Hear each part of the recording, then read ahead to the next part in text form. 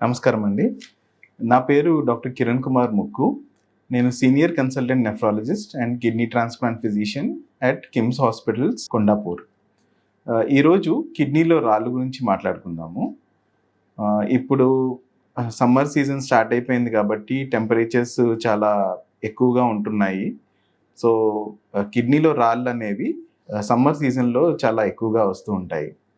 So, మేము ఓపీడీలో కూర్చున్నప్పుడు చాలామంది పేషెంట్స్ కిడ్నీలో రాళ్ళతో బాధపడి మా దగ్గరికి వస్తూ ఉంటారు. సో, కిడ్నీలో రాళ్ళు ఎందుకు ఏర్పడతాయి? కిడ్నీలో రాళ్ళకి సిమ్టమ్స్ అంటే వ్యాధి లక్షణాలు ఎలా ఉంటాయి? కిడ్నీలో రాళ్ళకి ట్రీట్మెంట్ ఎలా ఉంటుంది? కిడ్నీలో రాళ్ళు అవాయిడ్ చేయడానికి మనము ఏం చేయవచ్చు అనేది మనము ఇప్పుడు మాట్లాడుకుందాం. సో, కిడ్నీలో రాళ్ళంటే కిడ్నీ స్టోన్స్‌లో కాల్షియం కానీ, ఫాస్ఫరస్ కానీ, యూరిక్ యాసిడ్ కానీ, ఆక్సలేట్స్ కానీ, సిస్టీన్ అనే స్పెషల్ పదార్థాలు ఏర్పడుతూ ఉంటాయి. సో, బ్లడ్లో మీకు ఎప్పుడైతే డీహైడ్రేషన్ అవుతుందో, బ్లడ్లో ఉండే వాటర్ కంటెంట్ ఎప్పుడైతే తగ్గిద్దో ఆ టైంలో ఈ పదార్థాలు అంటే కాల్షియం కానీ, ఫాస్ఫరస్ కానీ, యూరిక్ యాసిడ్, ఆక్సలేట్స్ కానీ ఇవన్నీ డీహైడ్రేషన్ టైంలో బ్లడ్లో వీటి కాన్సన్ట్రేషన్ అనేది పెరిగి ఎప్పుడైతే బ్లడ్ కిడ్నీ నుంచి ప్రవహిస్తుంటుందో ఆ టైంలో ఈ పదార్థాలన్నీ కొంచెం క్రిస్టల్స్లా ఫామ్ అయ్యి కిడ్నీలో రాళ్ళుగా ఏర్పడుతూ ఉంటాయన్నమాట.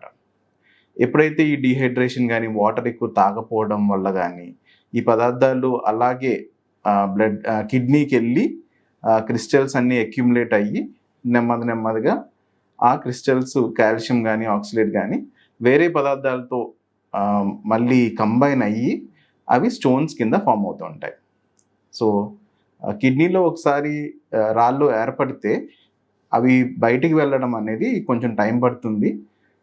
డైటరీ ప్రికాషన్స్ కానీ, మందులు కానీ, వాటర్ ఎక్కువ తాగడం వల్ల కానీ వీటి వల్ల కిడ్నీ స్టోన్స్ అనేవి బయటికి వెళ్ళొచ్చు, లేదు కరగడం అనేది కొంచెం చాలా టైం పడుతుంది. సో, కిడ్నీ స్టోన్స్ వల్ల వచ్చే సిమ్టమ్స్ ఏవైతే ఉన్నాయో అవి మనం ముందుగానే గ్రహించి హాస్పిటల్కి వెళ్ళి ట్రీట్మెంట్ అనేది చాలా తొందరగా చేయించుకోవడం చాలా మంచిది. సో, సిమ్టమ్స్ వచ్చేసి కిడ్నీలో రాళ్ళకి మామూలుగా బ్యాక్ పెయిన్ వస్తూ ఉంటుంది. సో, బ్యాక్ పెయిన్ అనేది మీకు సెంట్రల్లో రాదు, పక్కన సైడ్లో ఉంటుంది. ఆ నొప్పి అప్పుడప్పుడు మనకి ముందుకు వస్తూ ఉంటుంది అనమాట. గ్రాయిన్ రీజియన్కి వచ్చే అవకాశాలు ఉంటాయి. ప్లస్ ఈ కిడ్నీలో రాయి వల్ల వచ్చే పెయిన్కి మనం అప్పుడప్పుడు కండరాల వల్ల వచ్చే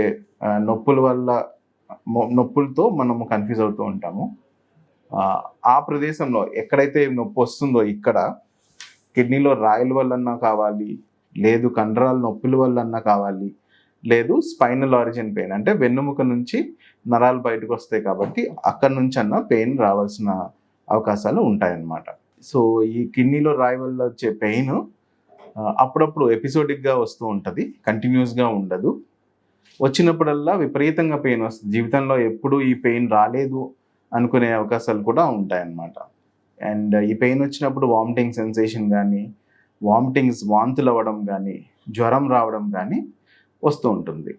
కొంతమంది పేషెంట్స్కి యూరిన్లో బ్లడ్ కూడా వచ్చే అవకాశాలు ఉంటాయి. ఇలాంటి పేషెంట్స్కి కిడ్నీలో రాళ్ళు ఉన్నాయి అని చెప్పేసి మనం ఆలోచించి దీనికి స్కానింగ్స్ ఏమైనా చేస్తే స్టోన్స్ ఉన్నాయా లేదా అనేది మనకి తెలుస్తుంది అనమాట.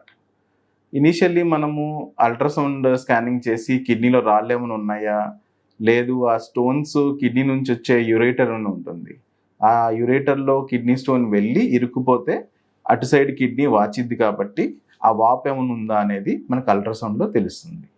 కొన్నిసార్లు కిడ్నీ స్టోన్ అడ్డుకు పడిపోతే ఎక్కడుందనేది తెలియకపోవచ్చు. తెలియకపోతే మాత్రం సిటీ స్కాన్ చేసుకోవాల్సిన అవసరం ఉంటుంది. So, CT scan is the best modality for seeing kidney stones. So, దీని తర్వాత కిడ్నీ స్టోన్స్ వల్ల ఇన్ఫెక్షన్ కూడా వచ్చే అవకాశాలు ఉంటాయన్నమాట. సో, కొంతమందికి ఫీవర్ రావడము, మూత్రంలో మంట పుట్టడము, మూత్రం ఎక్కువసార్లు వెళ్ళవలసిన అవసరం కూడా ఉండే అవకాశాలు ఉంటాయి. సో, ఇవి కిడ్నీ స్టోన్స్ వల్ల వచ్చే లక్షణాలు. కిడ్నీ స్టోన్ ట్రీట్మెంట్ ఎలా ఉంటుందంటే చిన్న స్టోన్స్ అంటే లెస్ దెన్ 4 mm స్టోన్స్కి మనం మెడికల్గా మేనేజ్మెంట్ ఇచ్చేసేయచ్చు. చిన్న స్టోన్స్ మనకు తెలియకుండానే ఈ మూత్రం రూపంలో బయటకు వెళ్ళే ఛాన్సెస్ ఎక్కువ ఉంటాయి. వాటర్ ఎక్కువ తీసుకోవడం కానీ, డైట్ ఫాలో అవ్వడం కానీ, ఇవన్నీ చేస్తే చిన్న చిన్న రాళ్ళు బయటికి వెళ్ళిపోతూ ఉంటాయి. అదే 5 to 6 mm స్టోన్స్, అంతకన్నా పెద్ద స్టోన్స్ యూరేటర్లో వచ్చి అడ్డుకుపడిపోతాయి కాబట్టి వాటికి స్పెషల్ మెడిసిన్స్ కానీ లేదు సర్జరీ ఆప్షన్స్ కానీ అవసరం ఉంటుంది. కిడ్నీ స్టోన్స్ ఫామ్ అవ్వకుండా ఉండడానికి ఏవైతే మనము ప్రికాషన్స్ తీసుకోవాలి అంటే, వాటర్ ఎక్కువ తీసుకోవాలి. అంటే 3 నుంచి 4 లీటర్ వరకు అట్లీస్ట్ ఫ్లూయిడ్స్ అంటారు, అంటే వాటర్ కానీ, జ్యూసెస్ కానీ, బటర్ మిల్క్ కానీ, ద్రవ పదార్థాలు తీసుకోవాల్సిన అవసరం ఉంటుంది. ఇది కాకుండా సాల్ట్ వల్ల సోడియం ఎక్కువ అవుతుంది. సోడియం ఎక్కువ అవడం వల్ల కాల్షియం స్టోన్స్ ఫామ్ అవుతూ ఉంటాయి. అదేవిధంగా నాన్ వెజిటేరియన్ ఫుడ్ ఎక్కువ తింటే అగైన్ సోడియం పెరిగిద్ది, దాంతో కాల్షియం స్టోన్స్ ఫామ్ అయ్యే అవకాశాలు ఉండొచ్చు. నాన్ వెజిటేరియన్ మీట్ తింటే యూరిక్ యాసిడ్ స్టోన్స్ కూడా ఫామ్ అయ్యే అవకాశాలు ఉంటాయి. ఇవి కాకుండా పాలకూర, టొమాటోలు వీటిల్లో ఆక్సిలేట్స్ ఎక్కువ ఉంటాయి కాబట్టి, ఆక్సిలేట్స్ ప్లస్ ఫాస్ఫేట్స్ ఎక్కువ ఉంటాయి కాబట్టి ఈ పదార్థాలు ఎక్కువ మోతాదుల్లో తింటే calcium phosphorus, calcium oxalate stones form అయ్యే అవకాశాలు ఉంటాయండి. సో అందుకని ఈ పదార్థాలు చాలా తక్కువ తీసుకోవాలి.